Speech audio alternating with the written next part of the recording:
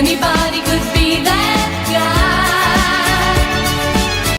Second week of September 1976, ABBA at top of the charts with Dancing Queen. These are the IPC comics you could find in your newsagent this week 47 years ago. It was the end of a long, hot summer spent almost entirely outdoors, playing in the streets, the fields and beaches of Britain. All true, but another way of looking at it is that the UK was teetering on a knife edge. A really hot knife edge. The long, hot summer of 1976 broke all sorts of records, causing critical drought, crop failures and a rise in heat-related deaths.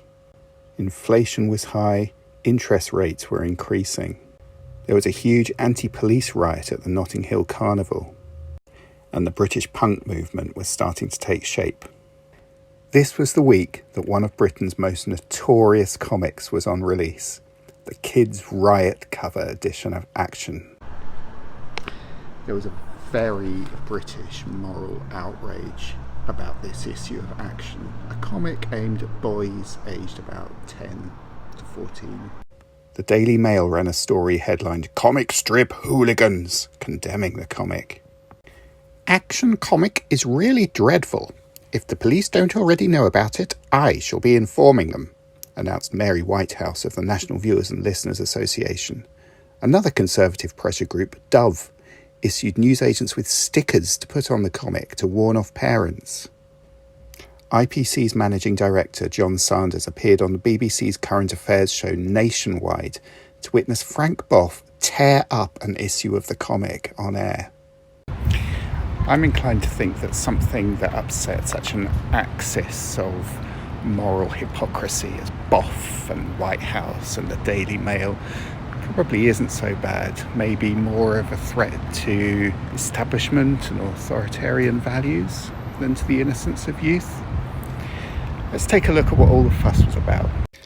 The cover illustration by Carlos Esquerra is a plug for the strip Kids Rule OK, set in a near future in which most of the adult population has died out and youths rule the streets. The image of a burning riot and a chain-wielding teenager attacking an adult next to an abandoned police bobby's helmet is eye-catching and incendiary. Just a couple of weeks after the Notting Hill riots, it's easy to see why this had some people clutching their pearls. It's not actually a scene from this week's story, violent though that is, and according to Action's founding editor Pat Mills, the man being attacked isn't meant to be a policeman. Whoever coloured Esquerra's artwork chose to paint the man's suit the same colour blue as the nearby helmet, creating the impression that he was. Nevertheless, it's a particularly violent scene, and the presence of the police helmet makes it especially provocative. The Daily Mail article was most interested in the comic's football strip. Look out for Lefty. Hot-headed Wigford Rovers apprentice Kenny Lampton was usually the troublemaker in this story, but this week it was his girlfriend, Ange Roberts.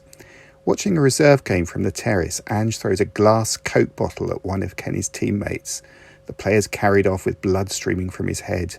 "Good old Ange," thinks Kenny, giving an apparent nod of approval to her actions.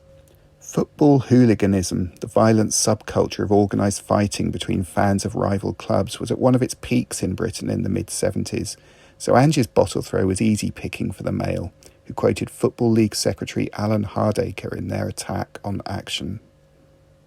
Whether or not you agree that the aggro cover or the Look Out for Lefty incident were going to corrupt young readers, I don't. It's not surprising that they got the reaction that they did, which is all great if your intention is to cause a stir, but it did lead to a swift demise for the comic. Influenced by the media backlash, major distributors such as W.H. Smith and John Menzies threatened to stop stocking Action. Smiths went a step further, suggesting that they would blacklist IPC's entire output, not just the comics, but including upmarket magazines such as Country Life and New Scientist, unless it was withdrawn. Money talks and Action lasted just 4 more weeks until IPC pulled the plug, pulping 200,000 copies of this issue, known as the Suicide cover, before they were dispatched from the printers. The comic did return a couple of months later, but in heavily sanitised form. Circulation figures plummeted, and Action was merged into Battle Comics soon afterwards. Pat Mills describes the death of Action as a tragedy. It was a groundbreaking comic, let down by poor editorial control.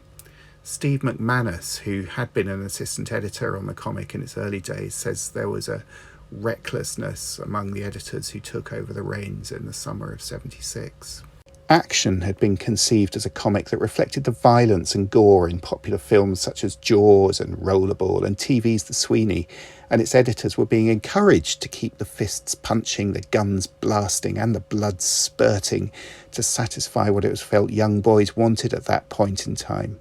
But if you want a comic to survive, you need to be aware of the limits of what you can get away with, and it seems that someone at the top had taken their eye off the ball. You can read a lot more about the backlash against this particular issue online.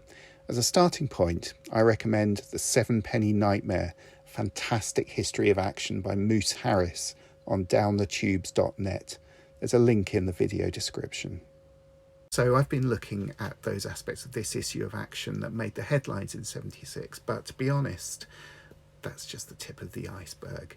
Wow, wow, wow. This comic really is full of some jaw-cracking, bowel-bursting violence, and in part 2 of this video I'll be corrupting my innocence by taking a look at some more of that. If you'd like to look at some of the comic images used in this video in a bit more detail, then there's scans of all of them on my blog, which is greatnewsforallreaders.com, and there's a lot more British comics nostalgia on there if you like that sort of thing. So thanks for watching.